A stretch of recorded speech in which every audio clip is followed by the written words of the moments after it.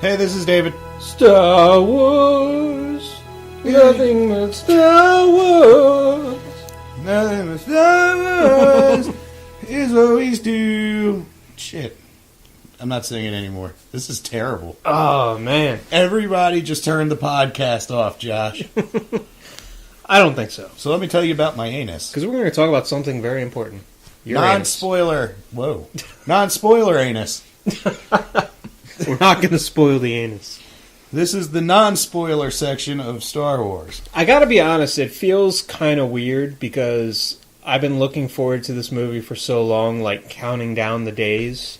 Yeah. And I remember when they released the teaser trailer a year ago, I was like, fuck, it's a year away, God. And that year kind of flew by. It really did. Now we're here. We are here. We've seen it. I seen it. I seen that shit. And now we're going to talk about it. We are going to talk about it. So before we get started... Yes. What are we going to do, Josh? When we went to the theater... Yes. You said we saw it in IMAX. We did. We saw IMAX it in 3D. IMAX 3D. You said you had never seen a movie in IMAX before. Yeah. So I was glad I got to be the one to share that with you. Yeah. So what'd you think? Shit's insane. During the crawling, when it's going into the distance, I was moving my head reading because it was right in front of me. I was like, it's like reading a book. It was so immersive. It's insane.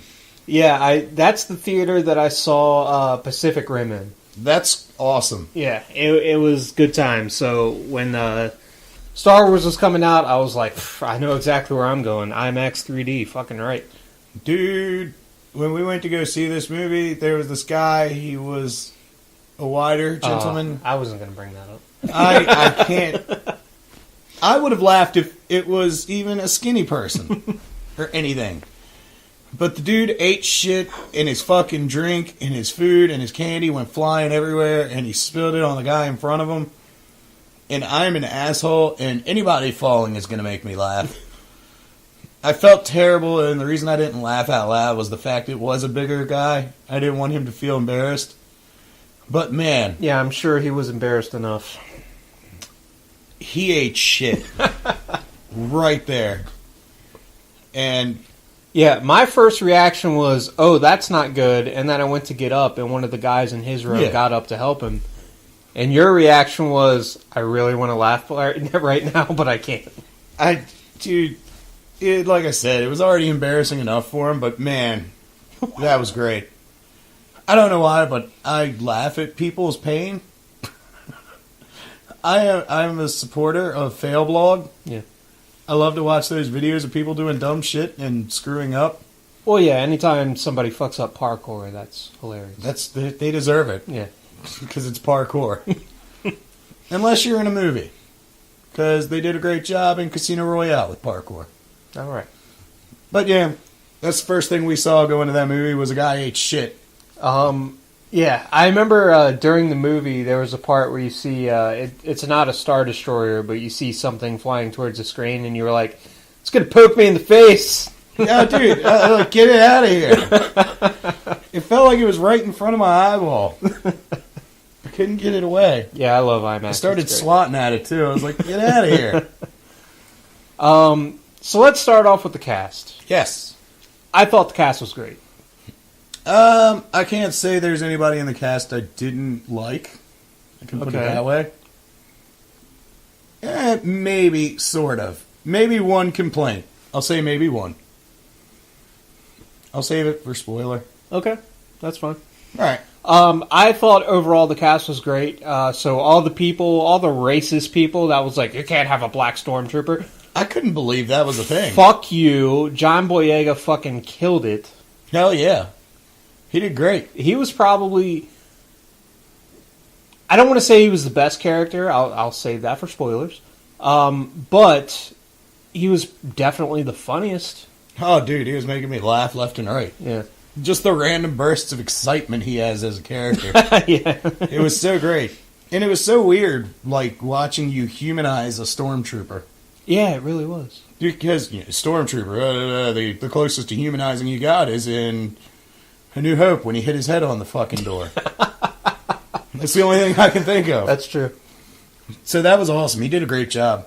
Yeah, and again, I'm not going to dive into what exactly happens that makes him question where he is, but yeah, I thought he did a great job. And if he didn't, they made it very obvious in the trailers that he was questioning his place. Oh yeah. So that's not a spoiler. No, Come on now. Not at all. I'm just not going to say what it was. I'm not either. Daisy Ridley, who was Rey, Yes, thought she did a fantastic job.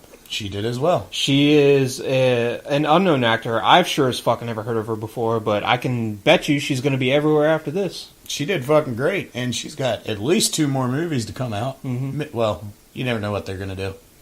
Yeah, well, we'll talk about that later. Yeah, we'll worry about that later. Kylo Ren, which is played by Adam Driver. Yes. I thought he did a great job. Of. Never heard of him either, but I thought he did a great job. And fuck IGN for that picture they posted when they were saying how to avoid Star Wars spoilers, and then they posted a picture of him, but they just photoshopped that guy's face onto Kylo Ren, and I was like, I didn't know what the guy even looked like. Why would you guys do that? And then be like, this is spoiler free. Yeah, totally.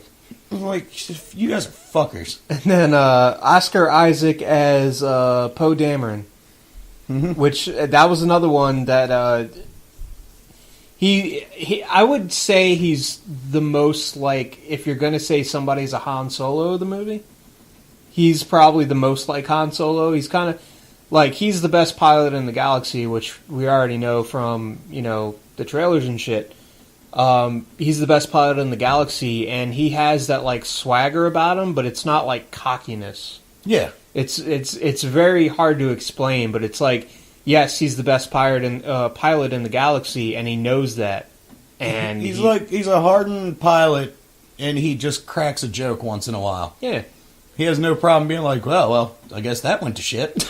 But character. It was, and like I'm sitting there watching it, I'm like, this is the same guy that's going to be Apocalypse in the X-Men movie. That's Apocalypse? That's Apocalypse. I didn't know that. So I'm sitting there watching it, I'm like, this is the most likable guy I've ever met in my life, or ever seen on screen in my life, and he's going to be Apocalypse. That's crazy. Sorry. Flashbacks. Set pieces were great. Yes, they were amazing. I mean, they did a lot of this on location, not a lot of green screen at all, which was awesome. Mm-hmm. And it really made the difference, I think, as far as some of the... again, I don't think it's a spoiler, but when you're on Jakku, which is the desert planet, there's this scene of a creature that's kind of in the background. It's this like giant pig creature. Yeah, I know what you're talking about. Okay, and he's drinking from the water trough. Yeah. Isn't that an animatronic? I was sitting there watching that, and I was like, that looks so real, but it's so big, it's got to be CG. And I'm like looking to see if it's CG or not. I'm like, I think that's real. No, they did a lot of animatronic work, even for the other alien species that are known species in the Star Wars universe. They were all animatronics. And I think that they did it in a way that you could tell when they were having conversations with them, just to make you be like, yeah, let's, for this, like a nostalgia kick, you know? So you could be like, oh, look, you can see the way his lips are moving, it's totally an animatronic and everything. Yeah, yeah. But that pig creature thing was, like, insane. Yeah, I was like, there's no way they built that thing that fucking big. But it's not moving like CGI. No, it's not. And it really boosted the way I felt about the movie, because I'm a huge practical effects fan. Yeah, totally. So seeing stuff like that, it's like, oh, I cannot believe he managed to get away with that. Yeah, and there are a couple characters that are just straight CGI, and I'll be honest, if there is a flaw in the movie, that's probably it, because you can really tell those characters are CGI, because everything else is practical. They did a great job with the movie. Yeah. I enjoyed it thoroughly. So I guess you know my rating.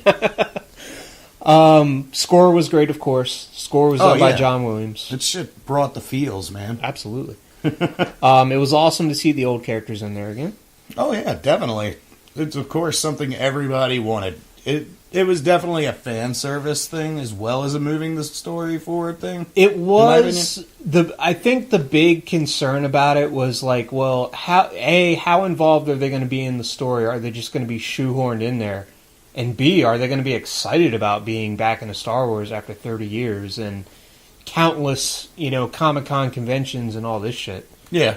So I would say it's yes to both of those. They were excited to be there, and yes, they were an integral part of the story. Oh, I thought you were saying yes to shoehorned. I was like, No, wow. no. I didn't feel that way. No, I don't think they were shoehorned in at all. I think everything felt very natural. There's so much stuff I want to say that I'm trying to make sure I don't say. All right. Did you notice that the guys from the raid had a cameo? No. Yeah. I'm thinking I know what you're talking about, but I didn't realize they were from the raid. I can't tell you exactly when because it would be kind of a spoiler.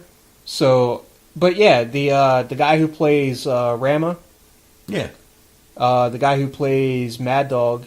Okay, I know what part you're talking about now. Okay, and then they had the third guy from the second raid movie, the assassin in the kitchen. Yeah. The knife fight. That part's awesome. That's fucking both of those movies are fucking great. Yeah. The first one's a little slow. The second one's definitely amazing. Yeah. Hammer Girl for life. Oh, hell, no, fuck you. The baseball bat, dude. But no, the three of them had a cameo in there, which apparently J.J. Abrams, big fan of the raid movies. So he was like, we need a group of guys for this part. You guys want to come be in this movie? Of course they're going to say yes. Star Wars is an international thing. And I think the last part we can get into without big spoilers is BB-8 might be the best droid ever.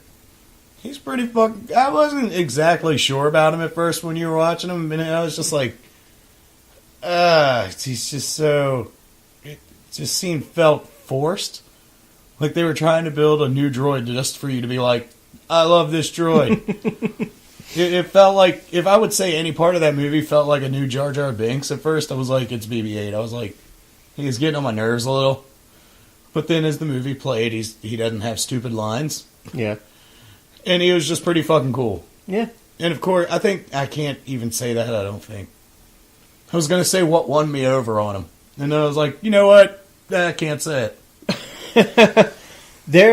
I can tell you one part that I really liked. Well, first of all, I'm amazed that they got, you could feel emotion from that droid. Oh, they did a great job at, even with, R2-D2, they did a great job back in the day of, giving him emotion. Yeah.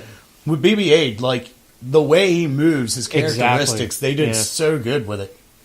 I loved it. Yeah, when he's, acting scared and he, his head goes down and he kind of retreats a little bit, and I was like... they just did a great job with that. Good job, JJ. Good job. Good job. Good job. Good on you, mate. Is there anything else spoiler-free that we can talk about? There were lightsabers. There were lightsabers, which we saw in the trailer. They were good. Yeah. My biggest complaint was after I saw the tri-saber, I guess we'll call it. Mm-hmm. I don't know what the name is. I saw the effects on it, and I was kind of worried about that. I was glad that the regular lightsaber, because they have shown pictures of it, was normal. Yeah. Which goes to show there's something there. Yeah. Maybe. I will talk about that more in spoilers. Because I don't know more about that. I just know even in the pictures they have for the movie, they show the beam going up. It's a regular beam. You see the tri-saber, and it looks burnt out and crazy. Looks unstable. Yeah. Yeah. All right, I think we're done here. Fucking best movie ever. Oh, definitely. Best movie ever. I want to see it again. Let me ask you this, because I don't think it's a spoiler to say this. Don't do a full ranking, because we all know the prequels are at the bottom, but if you had to rank this, let's say your top 3 Star Wars movies. I would say, depending on the day I'm on, it would either be number 2 or number 3. Okay. Because I would say A New Hope is the one it switches places with constantly. Because some days I'll be like, oh yeah, New Hope's better. Some days I'll be like, Force Awakens better, dude. But you know what number 1 is. I mean, I ain't gonna fucking tell you. You can't beat episode 5. No. So I've been thinking about this since we saw the movie. And yeah, without a doubt for me... It's definitely top 3. Yeah, Empire Strikes Back is the holy grail for me as far as Star Wars go. When I first saw Force Awakens, I was like, it's better than Return of the Jedi, but I don't think it's as good as New Hope. So we're on the same level, kind of. Now that I've had a full day to think about it, I think I would put it ahead of New Hope.